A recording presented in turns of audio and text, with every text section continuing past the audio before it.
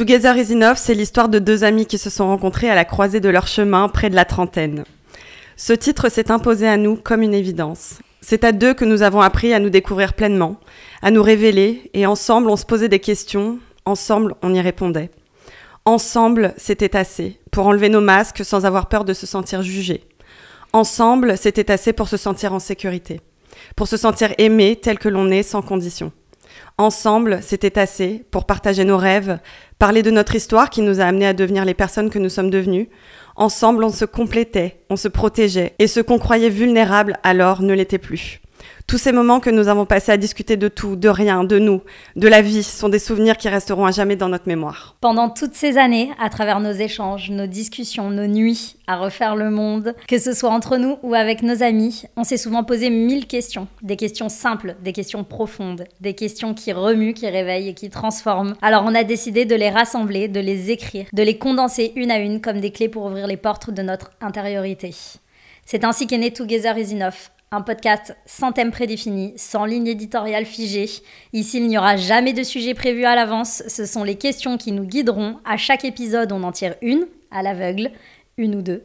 Et on laisse l'univers faire le reste. On ne sait pas où on va et c'est ça qui est beau. C'est un espace de liberté à contre-courant du formatage qu'on connaît parfois sur les réseaux. Un moment suspendu, vrai, sans filtre, où tout peut arriver. On entre dans ce podcast comme on entrerait en soi, avec sincérité, vulnérabilité et le désir profond de se dire toute la vérité, rien que la vérité. Et si ces questions nous ouvrent des chemins, on espère qu'elles ouvriront aussi les vôtres, que vous aurez vous aussi envie de vous les poser, de réfléchir, d'explorer et d'avancer. Parce que ce podcast, il est libérateur pour nous, mais on rêve aussi qu'il soit transformateur pour vous.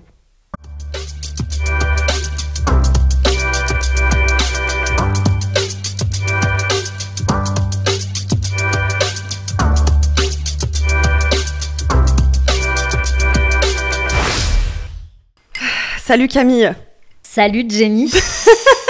On se retrouve face à nos micros. Exactement. Alors c'est marrant parce qu'on est à la fois les animatrices et à la fois les interviewées. Ouais, on est d'accord ? Ouais. Bon alors on s'est fixé un objectif pour ce podcast, c'est qu'il soit pas parfait, mais qu'il soit vrai. Complètement. On est d'accord ? Qu'il soit sans filtre, comme on l'a dit. Ouais. Et on s'est juré de dire la vérité, rien que la vérité. Exactement. Et alors on a un concept quand même qui est assez fort parce qu'on a créé un jeu de cartes de 250 questions introspectives. Ouais. Tu l'as très bien dit, hein, ces questions, ça a été toutes les questions qu'on s'est posées pendant ces mois, ces années, des discussions, des soirées. On a, pour la petite histoire, on a quand même vécu quasiment 1 an toutes les deux en colocation. Exactement. Et on en a passé des discussions et des soirées à parler. Je me rappelle qu'après chaque soirée, quand on allait se coucher à 2-3 heures du matin, à chaque fois on abusait, on se retrouvait sur le palier de la mezzanine et on se disait mais comment on a encore des choses à se dire. Exactement. Après tant d'heures, tant de soirées, tant de moments, on a encore des choses à se raconter. Et je pense que c'est la première fois que pour toi, j'ai accepté de perturber mon cycle de sommeil. Parce que moi, 2-3 heures du matin, c'était pas vraiment dérangeant. Pour toi, ça l'était. Moi, à partir de 23 heures, c'est compliqué. Je sais. Mais la vérité, c'est que c'était déjà à une période de notre vie où on était en changement toutes les deux. Et on était toutes les deux célibataires. On était toutes les deux célibataires, exactement. Ouais. Toi, tu avais fini tu avais fini ta séparation. Ouais. Et moi, je commençais ma séparation. Exactement. Et on s'est retrouvés dans un espace de nos vies où on avait besoin justement de notre moitié. Et je pense qu'on s'est trouvés en tant que moitié à cette période-là. Vraiment. Et c'est vrai que ça fait des années qu'on se connaît, donc on est associés dans la vie, on s'est connus en tant qu'associés. Et c'est bien plus tard, finalement, qu'on est devenus amis. Complètement. Il y a C'est vraiment un cheminement qui est un peu inverse avec beaucoup d'associations dans le travail ou autre. Souvent, les gens sont amis et parfois, elles deviennent associées. C'est pas une évidence qu'ils deviennent associés, mais parfois, elles deviennent associées. Mais nous, on est vraiment devenus associés. Donc, sur Sister Astro, on se connaissait, mais très peu. C'était une association de travail. Et peut-être 2 ans après le début de Sister Astro. Ouais, 2 ans. En fait, on s'est rapprochés. Et alors, je suis très mauvaise en date, hein, tu sais. Ouais, j'ai des problèmes de mémoire. Un gros problème de mémoire. Mais moi, ce que je retiens dans ma mémoire, c'est que même si on s'est rapprochés, même si on passait de plus en plus de temps ensemble, je venais chez toi en vacances à Ibiza, il y a eu un été, en fait, qui a tout changé. Tout changé, ouais. C'était, je sais pas ce qui s'est passé, on s'est retrouvés un soir et on a regardé les étoiles Et il s'est passé quelque chose comme un espèce de coup de foudre. Ouais. Je te dis la vérité, hein. C'était électrique. On parle de cette soirée-là, je m'en souviens. Ouais. Et c'est fou que ce soit ce moment pour toi qui a marqué le début de notre amitié. Ah bah c'est vrai. c'était clairement le moment. Et après, je te dis, je n'ai plus jamais arrêté de penser à toi comme quelqu'un qui allait être là, genre pour toute ma vie, tu vois. C'est fou. Ça a switché. C'est-à-dire que c'est pas comme si avant, t'étais pas cette personne, mais on a mis du temps à se découvrir. Je pense que toi comme moi... À se comprendre, c'est ça. On est complètement différentes. S'il y a quelque chose qui...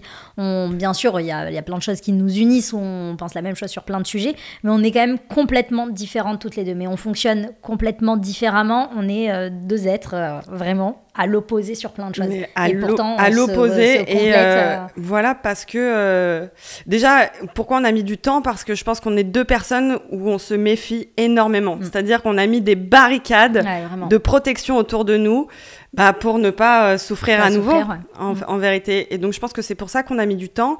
Et à la fois, je pense qu'au-delà d'être compatibles, parce qu'on est très différentes aussi, je pense que chacune, on comble un besoin chez l'autre. Complètement. Et pour moi qui recherche finalement cette amitié de sœur, j'ai toujours recherché ça dans mes amitiés, c'est-à-dire une loyauté sans faille, quelqu'un qui t'aime sans condition.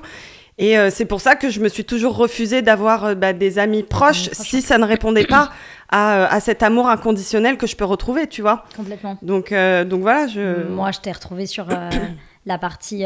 t'es une oreille tous les jours, vraiment tous les jours. Quand je dis que t'es ma psy et toi que tu dis t'es ma patiente. T'es clairement ma patiente. C'est ma patiente numéro 1. Sachez que la personne à côté de nous est complètement ouf. Hein.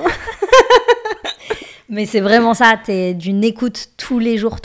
On s'appelle, je sais pas combien d'heures par jour, même si on n'est pas à côté, on passe constamment au téléphone, mais pour travailler, on peut poser notre téléphone côte à côte en FaceTime sur l'ordinateur et on travaille. Parfois, on peut ne pas se parler pendant une demi-heure et être en train de travailler sur l'ordinateur, mais tu m'accompagnes au quotidien, t'es mon conseil du quotidien, et puis je sais qu'on s'aime sans condition, en fait. Complètement, c'est ça. On est différentes et on s'aime pour nos différences, en fait. C'est exactement ça. Et en fait, moi, c'est un plaisir d'être à ton écoute parce que, bon, j'espère, ouais. Ouais. Je sais pas si j'ai vraiment le choix encore aujourd'hui, c'est ça la question. Genre, faut savoir que Jenny, donc moi je me réveille quand même bien avant Jenny.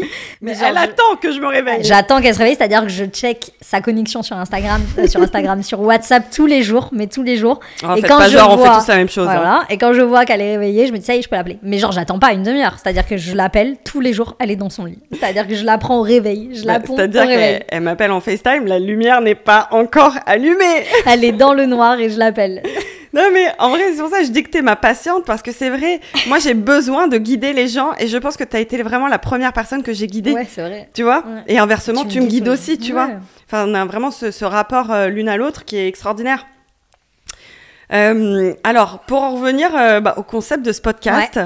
le concept, comme on l'a expliqué tout à l'heure, c'est que chaque épisode on vient pas en vous disant on va parler de tel ou tel sujet. En fait, c'est les cartes qui est en face de nous, donc les questions qu'on a pu se poser. Il y a différents niveaux de questions, c'est-à-dire qu'il y en a des... soft, medium et deep. Voilà, donc parfois on va peut-être tirer 2 questions, parfois on va en tirer qu'une, ça dépend de comment on développe la question. Exactement, ce qu'il faut se dire en fait, c'est que chaque épisode, pour nous comme pour vous, c'est une surprise. Ouais, voilà, c'est vraiment une surprise, pour nous comme pour vous. Vraiment, c'est ce qu'on disait au début du podcast. N'hésitez pas à vous poser vous-même la question parce que c'est vraiment un travail personnel. Ce sont vraiment des sujets qu'on a approfondis et ces questions, on les a déjà depuis une bonne année et on les ressort très souvent avec nos amis quand on est en dîner, quand on est en vacances.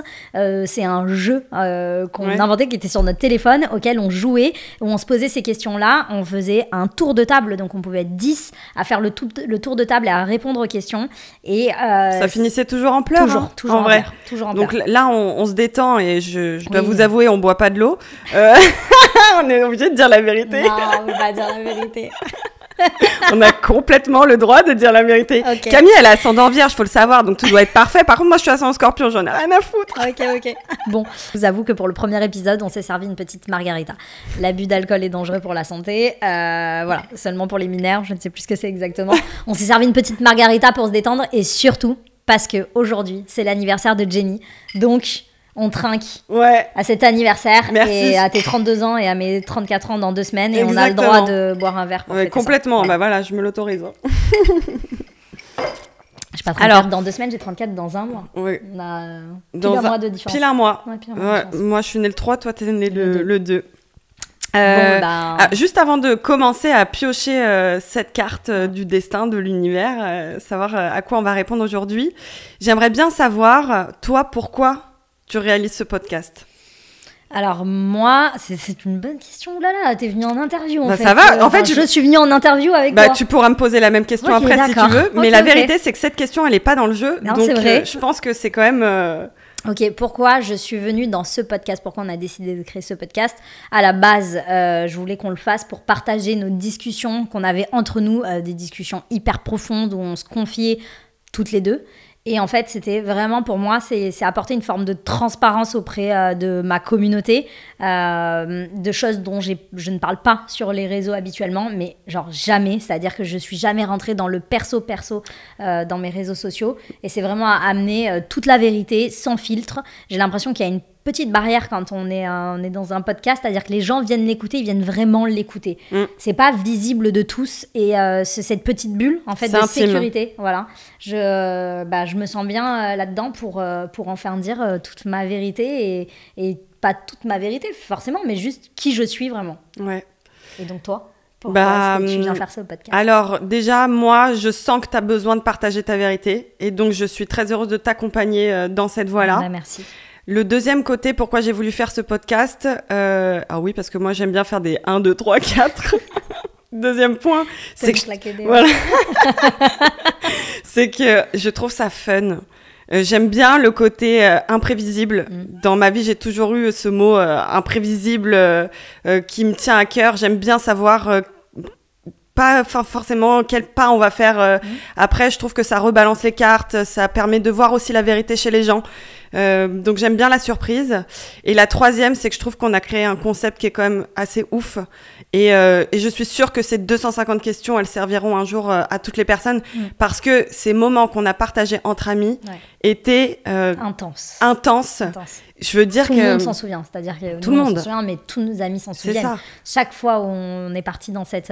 Bon, parfois on peut le faire à 4, hein. On a un dîner à la maison, on finit sur le canapé et on se dit, plutôt que de jouer à un jeu de société ou regarder un truc à la télé, on se dit, tiens, on va apprendre un peu plus à se connaître. C'est ça. Mais même je l'ai fait avec mon mec. Exactement.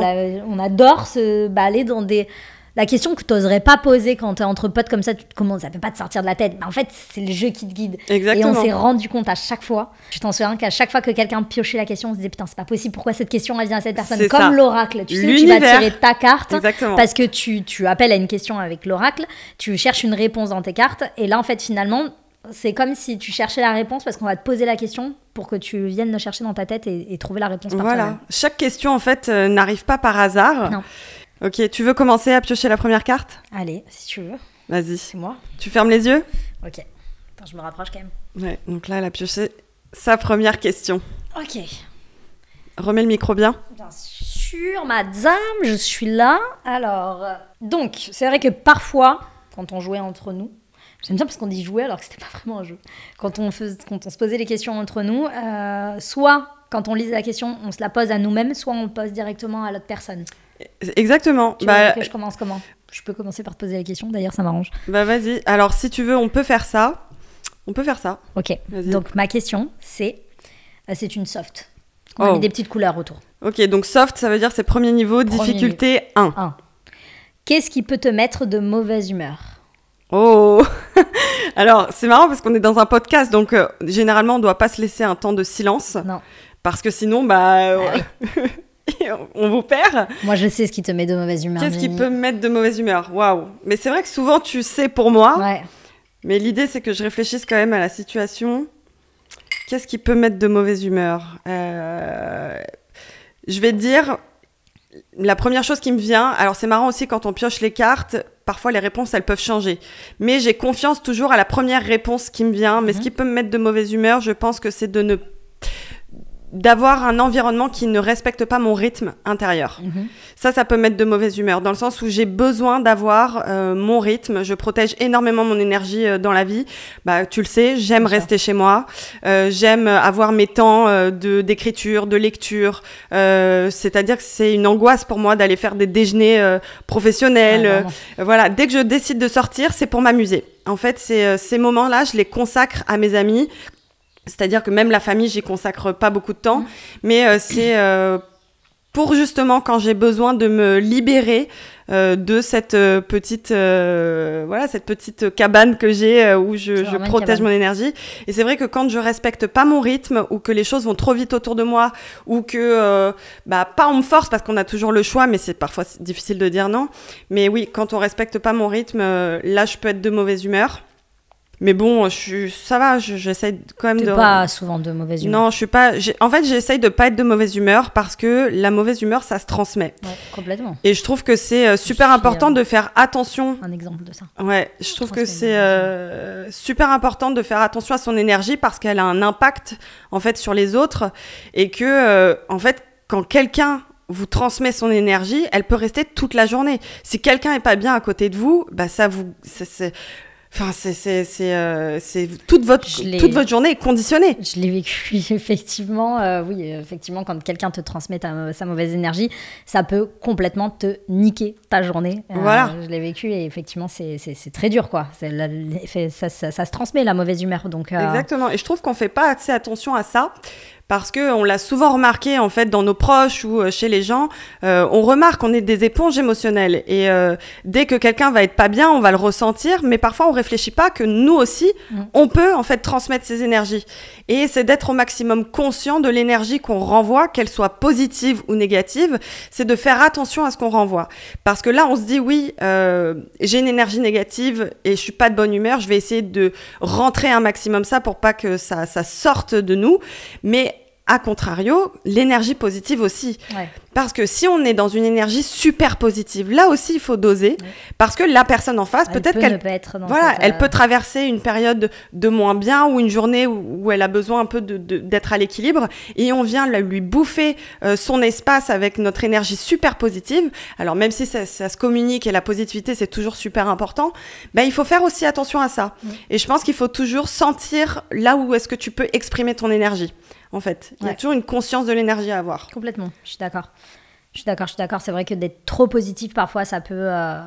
si t'as quelqu'un en face, moi, j'essaye de faire attention. Si, par exemple, je sais que t'es de mauvaise humeur ou quelqu'un de mon entourage est de mauvaise humeur, je vais pas en faire de trop, parce que je veux pas que la personne elle se sente en décalage, justement, avec l'énergie du groupe ou l'énergie que je peux avoir. Donc, effectivement, c'est important de aussi respecter l'énergie de la personne en face, de pas être trop dans la positivité parfois, face à des gens qui ne le sont pas. Si tout le monde est dans une positivité, c'est vrai que nous on a un gros groupe de potes, on est tout le temps ensemble, on fait tout en groupe, et du coup on a souvent affaire à ça. Tout le monde a ses caractères, le matin en vacances, il y en a qui font la gueule et puis après ils arrêtent de faire la gueule, donc on vit un peu ça au quotidien, mais on essaie toujours de faire attention, effectivement, de pas être dans le too much, d'en parler, de casser le truc, de dire bon, qu'est-ce qu'il y a, vas-y, c'est bon, c'est réglé, arrêtez, nanana. Exactement. Et je me dis que ça peut être source de conflit aussi et de mauvaise compréhension, parce qu'imaginons, nous, on est super positif et on est dans un super jour.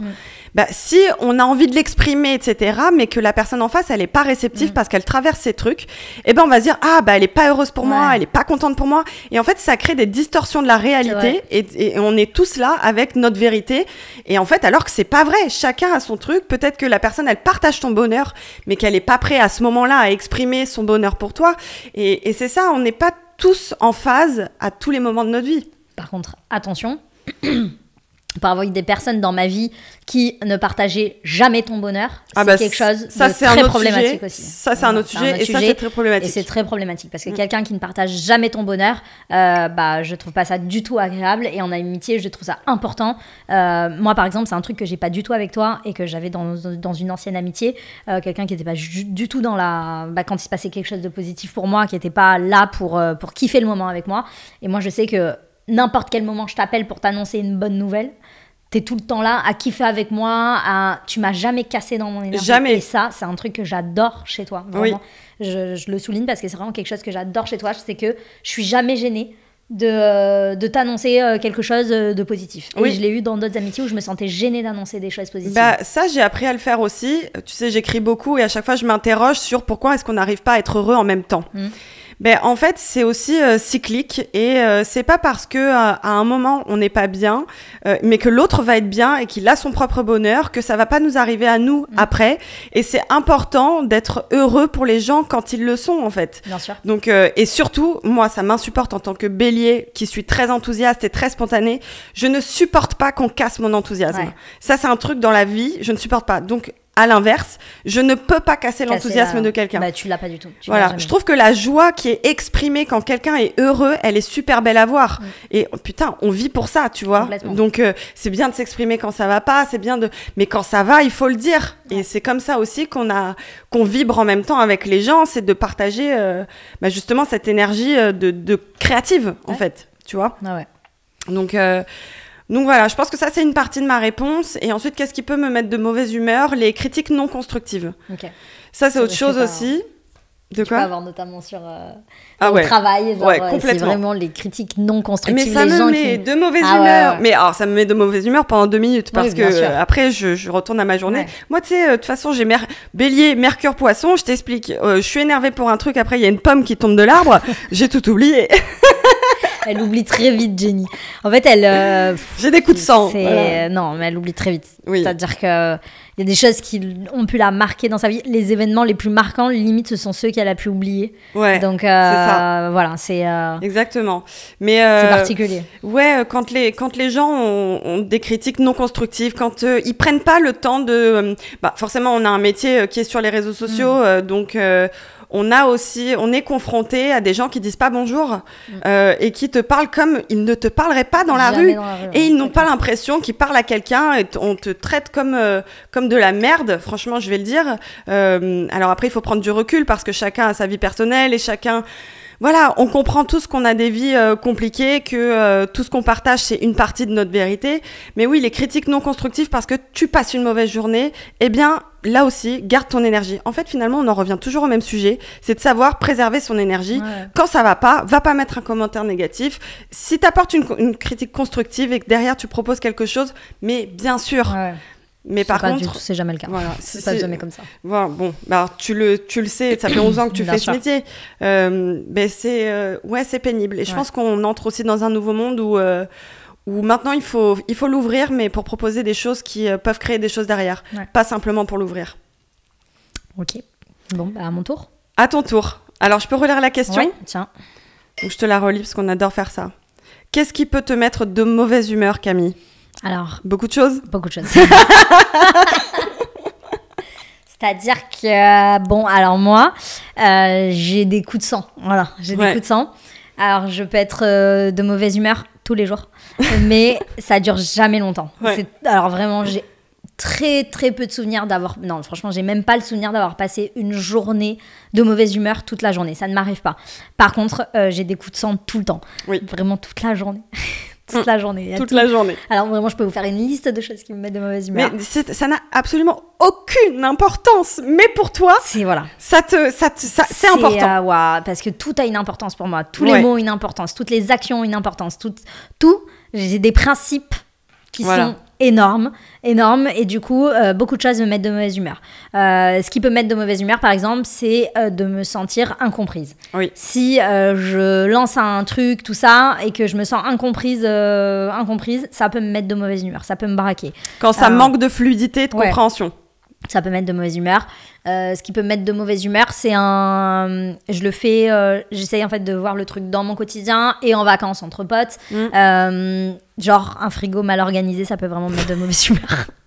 Complètement. Alors je vous explique par contre, ses principes, c'est parce qu'elle est taureau, le frigo organisé, c'est parce qu'elle a ascendant vierge, et le fait d'être incomprise, c'est parce qu'elle a Mars en cancer. Donc, voilà. Donc un frigo mal organisé, où genre j'ai prévu, je suis une daronne dans ma tête vraiment, faut le savoir, mais si j'ai prévu tel repas ce soir, demain, et qu'il y a quelqu'un qui a pris le truc dans le frigo et qui a fait son truc individuel et qui a niqué le plat parce qu'on est 10, 12 à manger à la maison. La collectivité est très importante pour toi aussi. Ouais.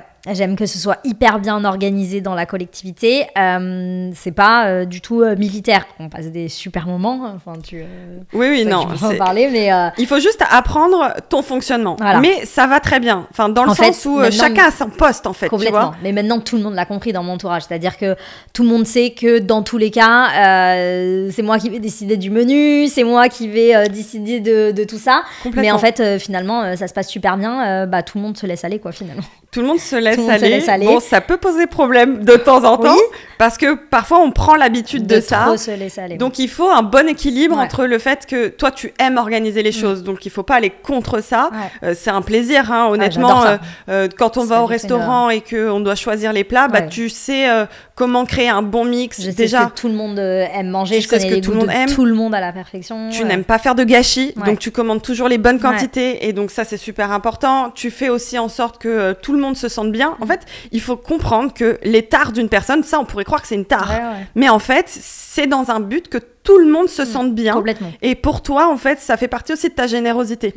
C'est comme ça que tu offres aux gens, c'est en pensant à eux, à organiser, etc. Mais c'est voilà, ça peut être ça, donc qui peut mettre de mauvaise humeur. Après, qu'est-ce qui peut me mettre de mauvaise humeur quelque chose de injuste.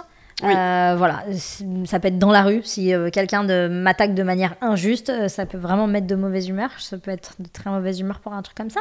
Je peux m'énerver facilement, mais si en fait là tu m'as attaqué de manière injuste, genre ça coule pas sur moi. Il y a des gens sur qui ça coule. Chez moi, ça ne coule pas. Non, voilà, ça ne coule pas. C'est vrai qu'il te faut quand même un petit temps pour redescendre. Ouais, vraiment. Mais par contre, voilà, je reste jamais de mauvaise humeur toute la journée. Dans mon ancienne relation, j'étais avec quelqu'un qui vraiment pouvait se lever de mauvaise humeur. Moi, je me lève très rarement de mauvaise humeur. Je trouve ça horrible de se lever de mauvaise humeur. Vraiment, qui se levait de mauvaise humeur et qui me faisait ressentir une atmosphère pesante à la maison, et ça avait une incidence vraiment sur mon énergie à moi, sur ma manière de travailler. Je me suis vachement renfermée sur moi-même à cause de ça. Donc je sais que la mauvaise humeur, elle peut être pesante et elle est complètement communicative, donc j'essaye de faire attention à ça. Et par contre, moi je monte comme je redescends très vite, donc j'attends que dans mes potes, dans mes amis, dans mon entourage, dans mon conjoint ou autre, ne rentre pas dans ma mauvaise humeur. Moi, si tu viens derrière, tu me fais une blague derrière, mais tu rigoles facile, et tout. Ouais, je sais. C'est pas facile. Moi, j'adore. Parce que nous, on rentre dedans, tu vois, et après, toi, t'es sorti et...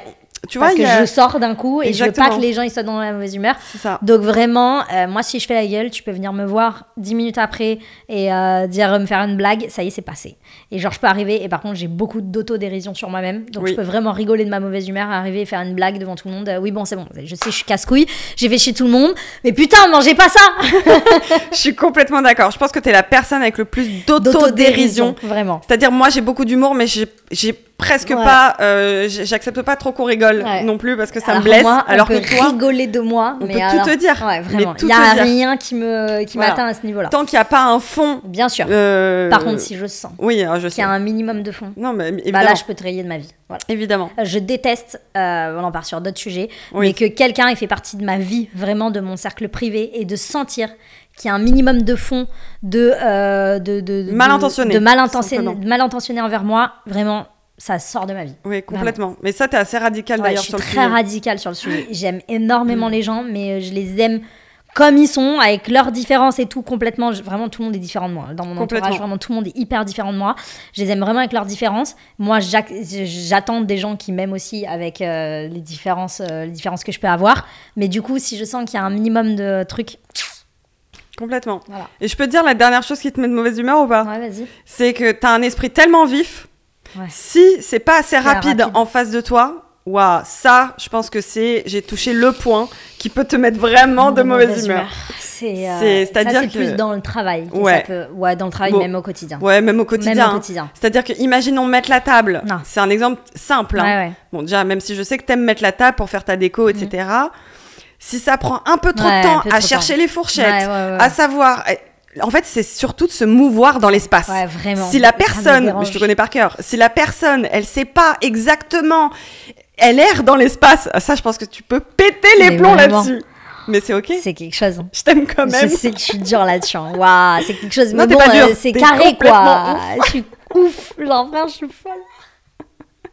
Je suis folle. Effectivement, je déteste la lenteur. Donc, je déteste la lenteur. On en parlait d'ailleurs hier avec Clarisse. Justement, toutes les deux, on a notre esprit qui est hyper vif. Les informations, elles passent très rapidement dans notre tête. Elles ressortent très vite. Et notre manière de transmettre les informations, elle est hyper rapide. Voilà. En fait, il faut saisir l'instant. Voilà, c'est ça. Et Clarisse, elle est comme moi. Et du coup, dans le travail, c'est vrai que ça a été un peu compliqué parfois quand on avait des nouvelles personnes qui intégraient l'équipe. En fait, c'est tellement évident dans notre tête. C'est tellement vif qu'on a du mal à transmettre l'information pour se faire comprendre parce que nous, ça va trop vite. Et du coup, c'est pour ça que ça fait longtemps maintenant que je travaille avec Clarisse et qu'on s'entend super bien dans le travail parce qu'on est vives toutes les deux. Et du coup, on est rarement de mauvaise humeur quand on travaille ensemble parce qu'on est aussi vives. Et je pense que c'est vraiment un point très important que j'avais pas souligné, mais c'est vraiment la lenteur qui me dérange. Mais écoute-moi, je pense que c'est le point numéro uno, vraiment. Vraiment, on est multitask avec Clarisse, on peut faire 1000 trucs en même temps, 1000 activités, gérer un mail, faire un montage, nana, viens, on fait une photo, blam, bam, bam, on fait un look. Et vraiment, et quand on fait des tournages avec des marques, des shootings et tout, ce qui nous angoisse le plus, c'est la lenteur des plans, de tout ça. Nous, on aime travailler dans la rapidité, dans l'urgence, c'est nos moments préférés pour nous. C'est exactement ça, et souvent, vous êtes là en train de... Ça fait pas, ça dans tous les sens quand vous êtes toutes les deux, etc. Donc moi j'ai Mercure Poisson, toi t'as Mercure Bélier, je me mets un peu en pause, voilà, je vous écoute parler et vraiment débiter un nombre de paroles, c'est hallucinant. Et puis j'arrive avec, quelle est l'information essentielle à retenir, parce que clairement je vais pas rebondir sur tous les sujets que vous avez sortis, c'est trop, pour nous c'est trop, tu vois. Mais ça fait partie aussi de, t'es capable de lancer un projet en un claquement de doigts, tu vois, ça donne aussi des... Ça fait partie de toi, en fait. Complètement. Mais par contre, c'est ce qui peut te rendre aussi de mauvaise humeur. Ouais, complètement. Voilà.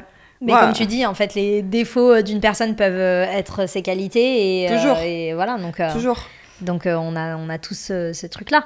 Bon, je trouve que cette première question était intéressante. Elle était soft, donc ça veut dire que l'univers a décidé quand même... d'y aller tranquillement pour le début. Voilà, tranquillement. Imagine, on était tombé sur une carte noire direct. C'est chaud. Non, c'est chaud. C'est chaud quand même. C'est chaud. Mais c'était cool. Merci d'avoir répondu à cette question, Camille. Merci, toi aussi. Je suis ravie. J'adore. On l'a lancé. Premier épisode done. À bientôt. Salut.